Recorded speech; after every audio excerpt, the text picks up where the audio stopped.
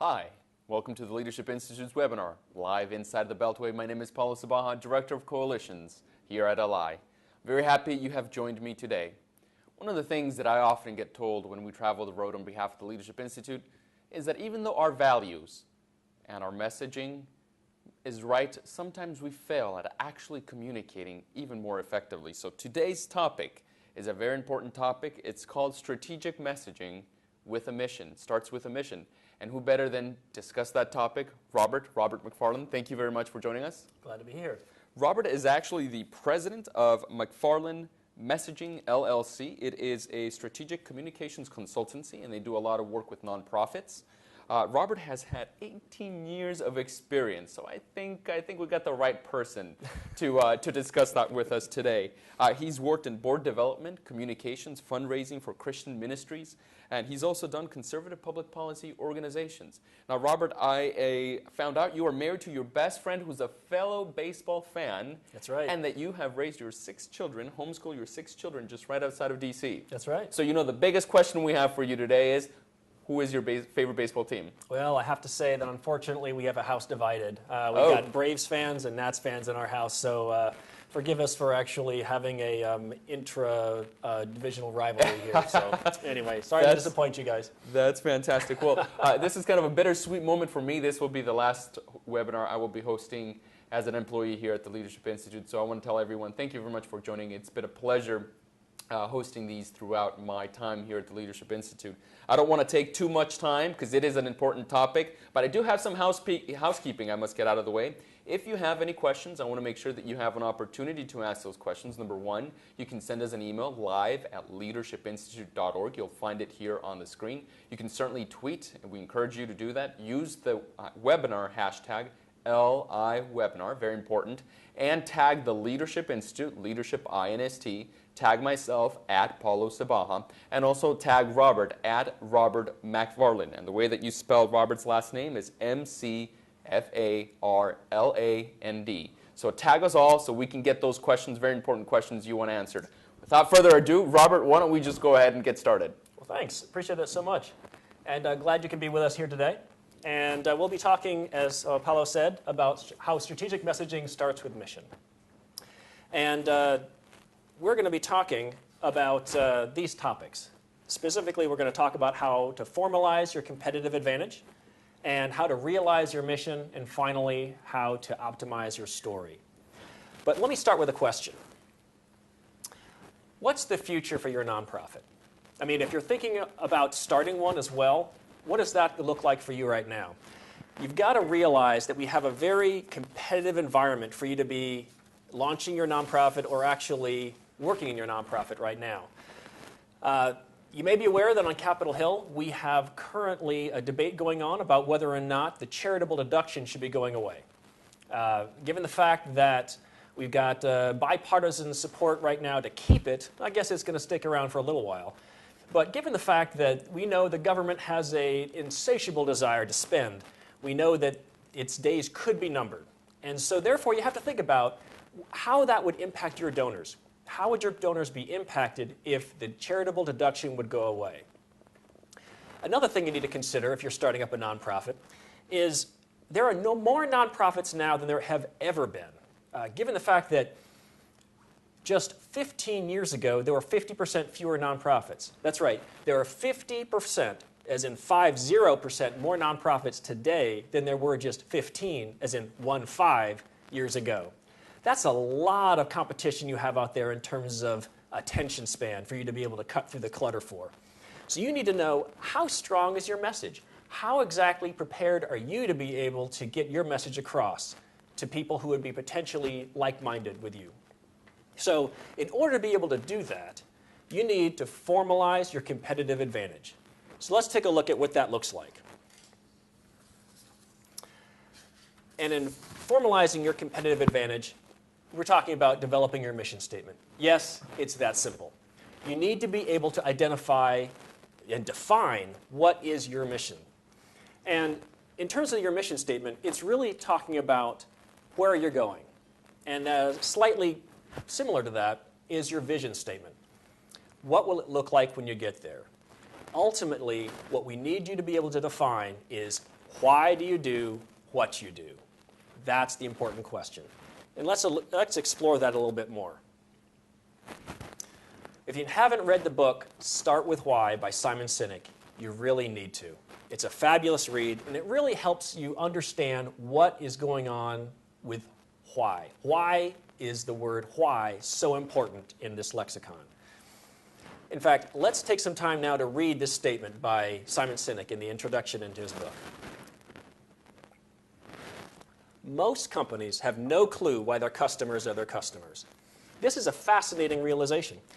If companies don't know why their customers are their customers, odds are good that they don't know why their employees are their employees either. Now let's think about that. Given the fact that for-profit companies who rely on making a profit to support their efforts don't know why their customers are their customers, well, obviously this is going to apply to nonprofit organizations as well. If we don't understand why our donors are our donors, if we don't understand why our employees are coming to work for us, how are we going to be able to promote our organization effectively? So therefore, you need to be able to communicate why in your mission statement. So first of all, you need to be able to identify your mission. You need to identify why and where are you going. And related to that, not only where are you going, but really, why should anybody care? You have to be able to explain that, because that, encapsulated in your mission statement, is going to be your best tool. It's going to be your best tool for a variety of reasons. One, it's going to become your best marketing tool. And what I mean by that, it's going to help draw the people to you who will be able to help you get accomplished what you want to get accomplished. In addition, it's going to be your best motivating tool. It's going to be your best tool in order for you to be able to help your employees, help your donors realize why they need to continue to be engaged even when they've already given. They've already put in their 40-hour week. They've already given you a contribution recently. Why should they give to you again when the times are going so well? This is going to be a helpful thing for you to be able to bring out and help them be reminded why they should be contributing even more. And it's going to be your best morale building tool. When the chips are down, when times are tough, you need to be able to pull out that trump card to remind them this is why they came to you to begin with. This is why they need to be involved with you now to be able to bring things forward even when things are not looking so good. But in order for us to really understand vision and mission, we need to understand what's the distinction between the two. In terms of vision, that is slightly different from mission in that as we said earlier, it's how will you know when you get there? What will it look like? How do you want to change the future? And how do you want to make an impact? And specifically, what will it look like when you're all done accomplishing your mission? That's what vision looks like as opposed to mission. And some people may think, well, why in the world do we really need to have a defined mission statement, something that's encapsulating what we do? Can I just have an understanding of what I want to do? Can I just have like a long paragraph or a couple-page summary? No, you need to have a defined, encapsulated mission statement to be able to define who you are and where you're going. Because you have to articulate what you're all about very succinctly.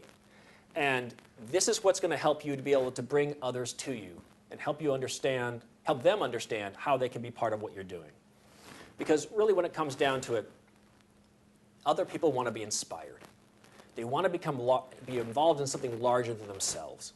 I mean, it's great for us all to be able to go to work and pay our bills and take kids to Little League, and that's all important.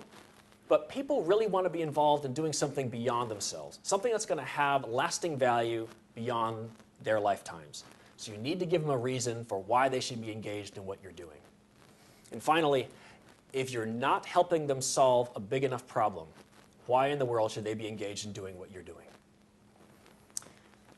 So, Robert, a question for you here. Sure. Obviously, you talked about the difference between a vision statement and a mission statement. Yeah. A vision might be something more elaborate. How short or how long should a mission statement be? I would recommend one sentence. I mean, some people might make it a little bit longer, like a couple sentences, but I think a one tightly worded sentence can be really helpful in terms of being able to define what your mission statement should be like. And actually, I'll be talking about that a little bit later. So It must fit on a Twitter, on a tweet, right? Absolutely. I highly recommend. If your mission statement can't fit in a tweet, it's too long. It's too long. So, well, actually, let's talk about that. Okay. Because what I've got here is we've already talked about how we need to formalize our competitive advantage. Well, let's talk about now how we need to realize our mission. And what I mean by realizing our mission is you need to make it real. You need to make it so that people can really taste it, touch it, feel it, see it, and so they can be part of what you're doing. And what I mean by, and we'll look at this in 4 different ways. In terms of evaluating your mission statement in that context, you want to be able to, 1, make it bold. 2, make it vivid. 3, make it clear. And finally, 4, make it brief. Well, let's look at those 4 areas in turn. Well, what does bold look like? Well, first of all, bold is bordering on the outrageous. And what I mean by that is you want it to be something that will attract attention. Because if you don't have something that's going to have the power to draw people to you, how are you going to cut through the clutter? So in other words, bold is not playing it safe, and bold is not saying what everybody else is saying. You need to carve out your own distinct voice so that people will understand why you're different and why you should be supported in this endeavor. Secondly, you want to make it vivid. And vivid, it produces a strong impression. It evokes a distinct mental image. And it literally infuses life. It inspires people to become better than they are and larger than they are. And so vivid can't use words that are bland or typical or especially lifeless, because that's not going to help you be able to convey what you're trying to do. Next, clear is something that's going to show your followers where you're going. It's got to explain this in a way that they can really grab hold of it. And it needs to create alignment so that people can see what needs to transpire in order for it to be achieved. And finally, it needs to help you make decisions. You need to be able to evaluate options between 2 different potential avenues and understand which one will achieve your mission more readily. And then, obviously, then clear is not going to be ambiguous. It's certainly not unfocused, and oh my goodness, you cannot let it be incoherent, or you've just ruined your opportunity to be able to convey your message. And in terms of brief, as Paulo and I were just talking about, you need to make it concise. And you want to be able to use the fewest number of words possible so that it can be portable. And what do I mean by portable? I mean, you need to be able to carry it around in your head. And because if your mission statement is rambling or if it's not easily memorizable, then you can't take it with you. Well, along those lines, let me ask you a question. If I asked you to recite your mission statement from memory without looking at your website, would you be able to do it? And I would be surprised if many people would be able to answer this question in the affirmative, because this is one of those areas that people have a difficult time doing, is memorizing their mission statements and being able to then recount them later. So I would say that that's going to be something that you need to be doing. If you're the leader of your organization, you have to have it committed to memory, and you need to have it short enough so that people can commit it to memory who are on your team. Because I tell you, if staff can't memorize it, no one's going to memorize it. So, well, now I want to take this yes, pause yes, please. just to remind folks that they can send us questions. You can send us questions 3 different ways. Send us a tweet.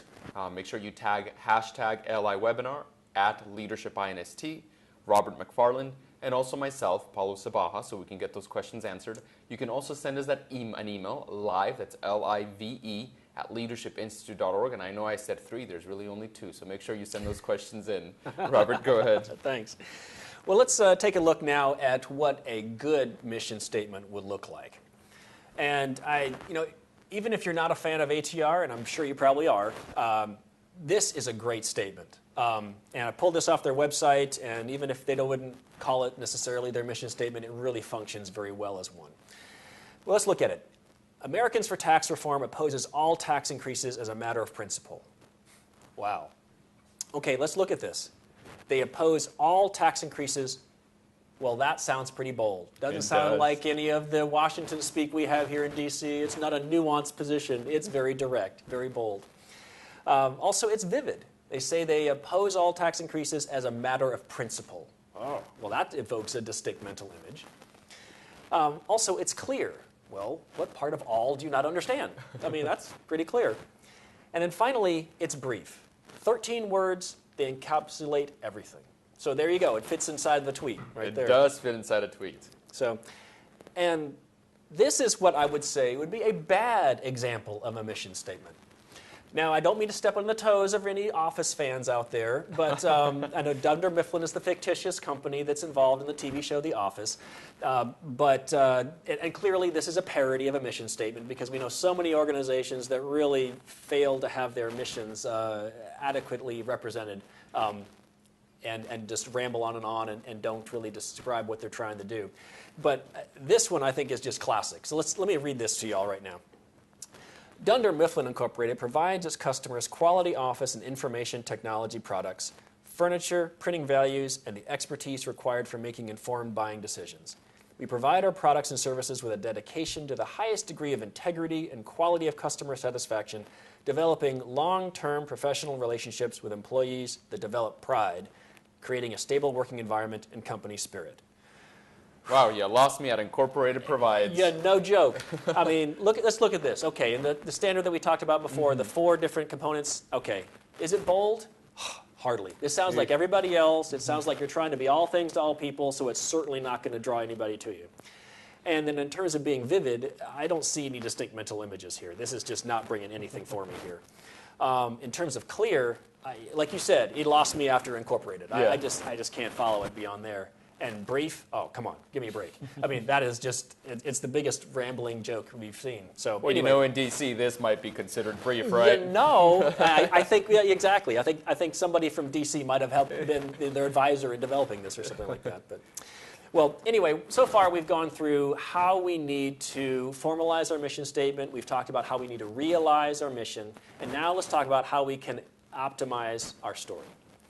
So, in terms of optimizing your story, you need to identify 3 different things. You need to look at what does your customer want? I mean, you need to understand them and be able to define what is it that's important to them.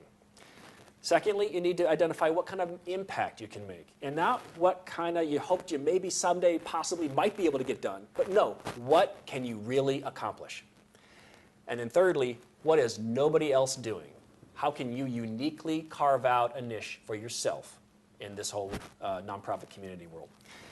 So let's look at each of these in turn. So who are your customers?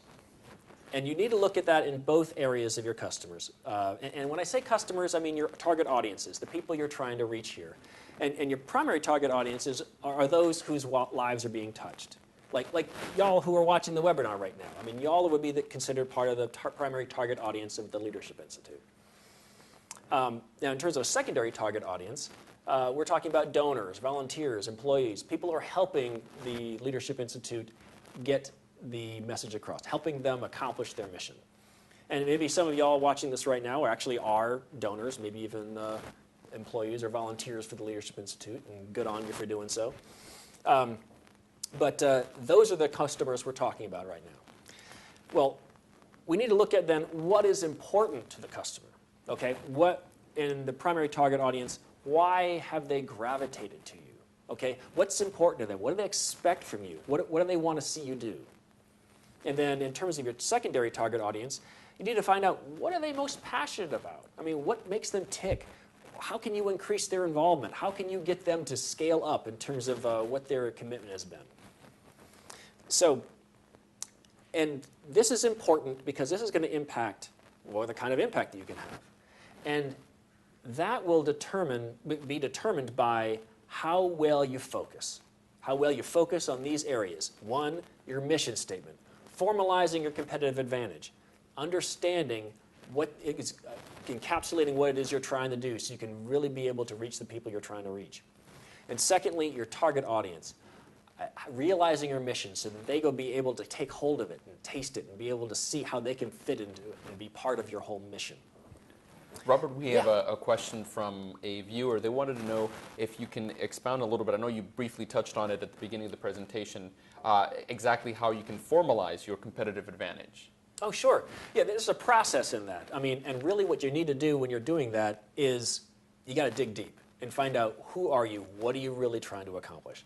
And a lot of that's going to be dependent upon your core values. We're not really getting into that so much here, so you really have to find out who you are and your core values. And if you're going to do that, there's probably a lot of different resources you could go to online to find sample mission statements, but ultimately it's got to fit you. It's got to fit your goals, it's got to fit your organization. And so many times people can't do this on their own. They need to have a facilitator come in and help them really understand how this all works. I mean, I work with clients in terms of helping them be able to position their brand and do the whole discovery process, planning, et cetera. And it takes 3 days. I mean, it takes time because you got to dig deep and really find out what your calling is and how you can actually be able to get that done. Fantastic. So, well, by the way, I also want to point out, I'm assuming that your mission statement is helping nonprofit organizations harness the power of their vision to optimize their story. Is that the mission statement of McFarland you Messaging? You are quick. There you go. It met those thresholds, all 4. I realized, There you go. So, well now, hey, let's pull all this together. Okay, we've been talking about mission, we've been talking about target audience, we've been talking about impact. When you pull all those together, you're talking about your customer value proposition. Okay, this is important because what you're going to need to do here is you're going to need to be able to connect those customer insights that you have, how you understand your target audience, and can then compare them with the service benefits you provide through your mission. You've got to compare those to see really how what you're doing with your mission is really meeting the needs of your target audience, and then be able to compare the two and see what's the biggest benefit you provide. And then you need to be able to identify your reasons to believe. What is that impact that you're really be able to provide? And use that as a reason why you can, so you can justify that you can really accomplish what your mission is all about. Now let's take this even one step further. Let's take what you're going to do is take your customer value proposition and then transform it into your unique selling proposition. Okay, it's slightly different, but much more impactful. Your unique selling proposition talks a lot about what we just did, and the fact that we're identifying what your target audience wants. We're also talking about what benefits you provide well.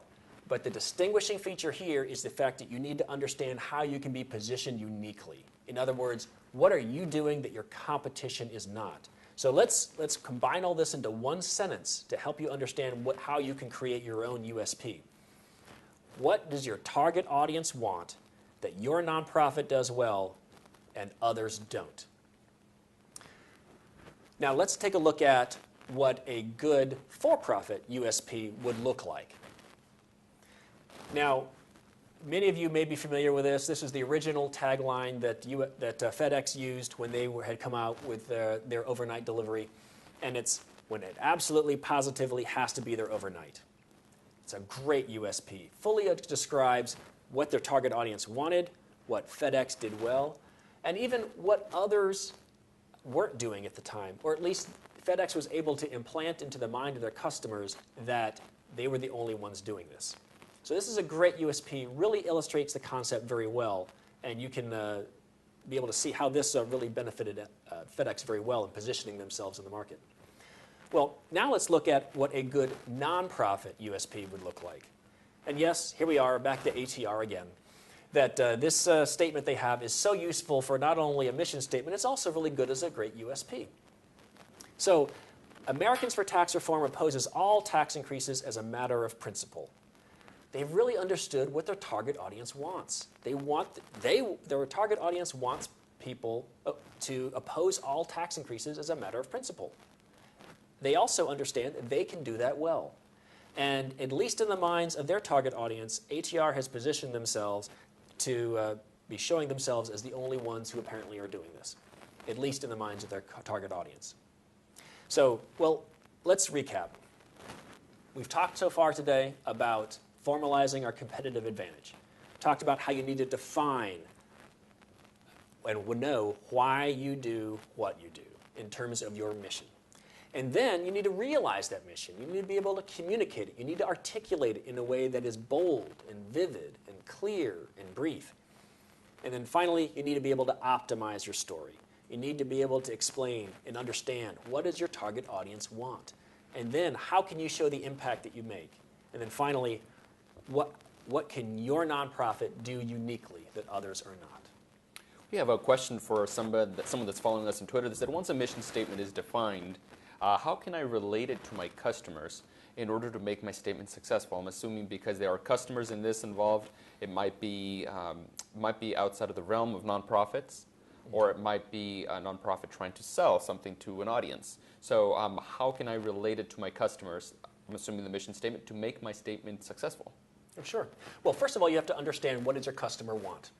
Okay, like we talked about that before. And then identifying within your mission statement, okay, what are the service benefits that you can provide that would then meet that need? Okay, and then from there, you really have to identify, okay, what's the proof? What is the impact that you can show that you make that would then be reasons to believe that you can do that and meet that need within your customers? We also have another question from a viewer. They wanted to know, is the mission statement something that's done by the president of the organization? Is it something that's done by a board? Or who usually sets the mission statement and also the vision for an organization? Well, given the fact that the governing body of an organization is the board, they have to be the ones to buy off on it. Okay. So usually what I like to do is I like to work with the board and work through that process with them, because usually the CEO, they may help manage the board in some capacity, but nonetheless, the board is the one who's going to be in charge of the organization and needs to be the one setting the tone. We also had, all these questions are coming in all of a sudden, which is fantastic. We want to take them. I want to make sure to remind folks, if you do have a question, it's 2 methods, not 3. 2 methods of asking questions. You can send us an email, live@leadershipinstitute.org, or tweet using the hashtag LIWebinar. You can also make sure to tag the Leadership Institute in that tweet, @LeadershipINST. Also tag me, so I make sure to ask those questions at Paulo Sabaha. And of course, make sure you tag Robert McFarland. So the question was, well, it says mission statements are awesome. Good to know. Mission statements are awesome. How do you go about really finding more mission statements that would be good examples and mission statements that would be bad examples? Is there a resource that you recommend? Yeah, there's a lot of places you can go online. You just Google that. I mean, there are oodles and oodles of mission statements that you can find online. But really, I think you need to be able to evaluate them appropriately. Like we said, look for bold, look for vivid, look for clear, look for brief. Just because if they don't have power in themselves, then they're really not going to be valuable to use. We also have another one. In a campaign setting, it might be a little different. Obviously, you have taglines. Barack Obama forward in 2012, hope and change in 2008, Mitt Romney, McCain, we really don't remember what theirs were. But for a campaign setting, it might be a little different than a nonprofit. How do you go about creating a mission statement? And does one create a mission statement for a campaign setting or a candidate? Well, I think that really you're going to still have, I think maybe it's a better way to look at it in terms of a USP. Okay, if you're going to be looking at it in the context of what you provide well, what can you do, and what's your why? Okay, I think that's something you can bring out even still. Why are you doing what you're doing? Okay, as a candidate. Okay, and then identifying, okay, these are the things that I plan to be able to accomplish. This is what it's going to mean to my customers, the voters in my district, etc. And then be able to explain. Then again, it's the why they should be able to believe me when I say that. What are the points of credibility that you can be able to discuss?